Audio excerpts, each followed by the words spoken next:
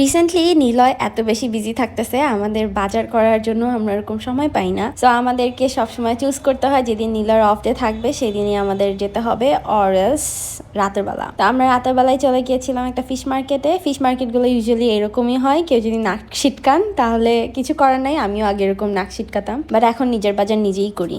বাসায় এসে একটা নিউজ পেয়ে মনটাই খারাপ হয়ে যায়, আর নিজেকে আটকায় রাখতে পারছিলাম না। তখনই ডিসাইড করি যে সকালে খুলনা যেতেই হবে আমাদেরকে। ওই রাত 12টার সময় প্যাকিং করলাম। আমার লাইফের মনে হয় এটা সব থেকে ছোট প্যাকিং ছিল। কোনো রকমের কয়টা কাপড় চোপড় নিয়ে আমরা রওনা দিয়ে দিয়েছি সকালে, তাও টিকিট না কেটে। আর এত তাড়াতাড়ি খুলনায় আসার একটাই কারণ, আমার ভাইয়া 3-4 দিন ধরে হসপিটালাইজড, ও রিসেন্টলি হার্ট অ্যাটাক করেছে। আর আমরা এই কয়দিন খুলনায় যাইনি, তার কারণ হচ্ছে আমরা জানতেছিলাম যে সে রিকভার করছে, বেশ খানিকটা রিকভার করে গিয়েছিল। বাট আমরা যেদিন রাতে নিউজটা পাই ওই দিন তার পালস কমে যাচ্ছিল, অনেক কমে এসেছিল পালস। আমি আসলে ভয়ই পেয়ে গিয়েছিলাম। তারপরে আমাদের খুলনায় আসা, অ্যান্ড আমরা যেদিন খুলনাতে আসি সেই দিন আবার ভাইয়া বেশ ভালো ছিল। তারপরের দিনই ওকে হসপিটাল থেকে রিলিজ করে দেয়। তো এই যে নিলয় ভাইকে উঠায় নিয়ে আসতেছে, অ্যান্ড বুঝতেই পারতেছেন যেহেতু এখন তার হার্টটা অনেক বেশি দুর্বল, সে এত বেশি ওঠানামা করতে পারবে না, এত বেশি জোরে জোরে হাঁটতেও পারবে না। আর এই যে নুরাহান তার মামুকে দেখে এক্সাইটেডও ছিল, তারপর তার কান্নাও পাচ্ছে যে তার বাবা কেন আরেকজনকে ধরে আছে। আমার বাচ্চাটা আবার এই সব দিক থেকে অনেক বেশি পজিটিভ। আমাকে যদি কেউ ধরে, তার বাবাকে যদি কেউ ধরে, সেগুলা কোনোভাবেই নিতে পারে না।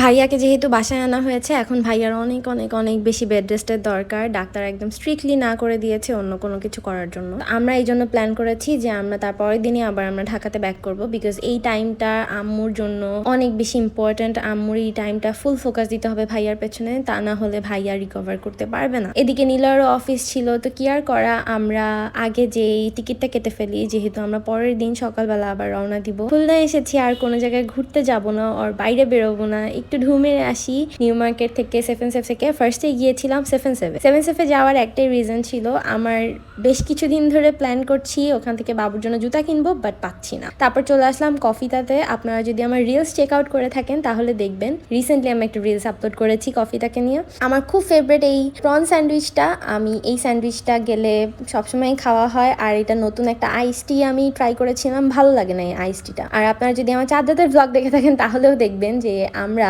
কফিটাতে বসেই আড্ডা দিয়েছিলাম। আমার এই জায়গাটা বেশ পছন্দ হয়ে গিয়েছে। এর আগে ছিল পার্ক সাইড নামের একটা ক্যাফে, বাট এখন খুলনা গেলে কফিটার এই অ্যাম্বিয়েন্সটা আমার ভালোই লাগে। এরপর আমরা গিয়েছিলাম মিনিসোতে। অনেক দিন পর আমি মিনিসোতে গিয়েছিলাম, এবং কি কি শপিং করেছি এটা আপনাদেরকে লাস্টে দেখাই দিব। যখন বাসায় আসছিলাম তখন চিন্তা করলাম বাবুর জন্য একটু টয়েস নিয়ে যাই, অ্যান্ড আমি এখন ওর পেছনে টয়েসে বেশি টাকা খরচ করতে চাই না, বিকজ ও কোনো টয়েস রাখে না, নষ্ট করে ফেলে। একদম লো কোয়ালিটির একটা টয়েস নিয়ে গিয়েছিলাম, এটা নিয়ে এসে খুশি, 1 ঘন্টা খেলে রেখে দিয়েছে। পরের দিন সকালে আমরা রওনা দিয়ে দিই ঢাকার উদ্দেশ্যে। নুরাহান বেসিক্যালি সকালবেলা ঘুমাই থাকে এবং বাসের মধ্যে ঘুমায় ঘুমায় সে জার্নি করে। এটাই মনে হয় তার প্রথম ছিল যে এত বেশি দুষ্টামি সে করেছে, এত বেশি এনজয় করেছে। তার কিছুক্ষণ পরে আমার বাচ্চাটা স্লিপি, তারপর বেসিক্যালি ঘুমিয়েই গিয়েছিল। এত শর্ট টাইমে 2টা জার্নি করে আমার বাচ্চাটা আসলেই অনেক টায়ার্ড হয়ে গিয়েছিল। এনিওয়ে, কি আর করা, এরকম সিচুয়েশনে পড়লে তো এরকম স্যাক্রিফাইস করতেই হয় আমাদেরকে। বাসায় চলে আসছি, এসে আগে রান্না বসায় দিছি, বিকজ দুপুরে তো খেতে হবে। তারপর এই যে এখন লাগেজ খুলতে হবে, সব লাগেজ বের করে সবকিছু জায়গা মতো রাখতে হবে। এর মধ্যে নীলয় সাহেব এই যে ছোটবেলায় এই কাঠবাদামগুলা খেতাম, সে কোথার থেকে নিয়ে আসছে আমি জানি না, আমাদের এখানেই হয়তো বা ছিল, আমাদের এই সোসাইটির মধ্যেই কোনো একটা গাছ থেকে পড়ছে, সেখান থেকে নিয়ে আসছে। অ্যান্ড আমার কাছে এই কাঠবাদামগুলো খুবই ভালো লাগে, অ্যান্ড আমি অনেক মজা পাইছি অনেক দিন পর এই কাঠবাদামগুলোকে দেখলাম আসলে।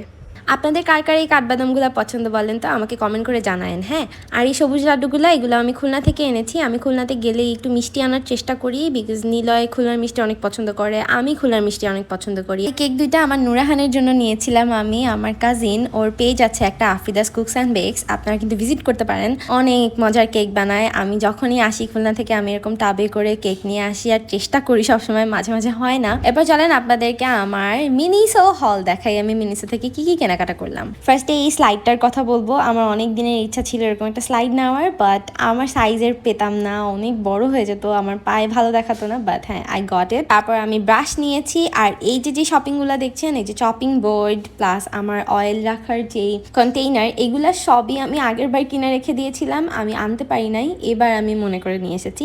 এই ছিল এই হাবা জাবা টুকিটাকি জিনিসপত্র কেনাকাটা করেছিলাম আগের বার, এবার সবকিছু মিলিয়ে। আমার কাছে সবসময় খুলনা থেকে শপিং করতে আমার বেশি ভালো লাগে। আমাকে সবাই এটা নিয়ে কথা বলে যে কেন আমি ঢাকায় থেকে খুলনা থেকে শপিং করি, বাট ভাই আমার একটা ছোট বেবি নিয়ে ঢাকাতে যে পরিমাণে হ্যাসেল করে আমার শপিং করতে হয় সেই জিনিসটা আমার খুলনাতে বসে করতে হয় না। সো আই প্রেফার যে আমি খুলনাতে বসেই জিনিসপত্র কেনাকাটা করব। আর এই পিনগুলা নিয়েছিলাম, এই পিনগুলা এত ভালো, এত ভালো। এই আমগুলা আমি নিয়ে এসেছি খুলনা থেকে, দুপুরবেলা আম কেটে বসে গিয়েছি। আজকের মতো এই আম খেতে খেতে আপনাদের সবার কাছ থেকে বিদায় নিচ্ছি। আই হোপ আপনাদের সবার আমার ভিডিওটা ভালো লেগেছে। Thanks for watching, tata, bye bye.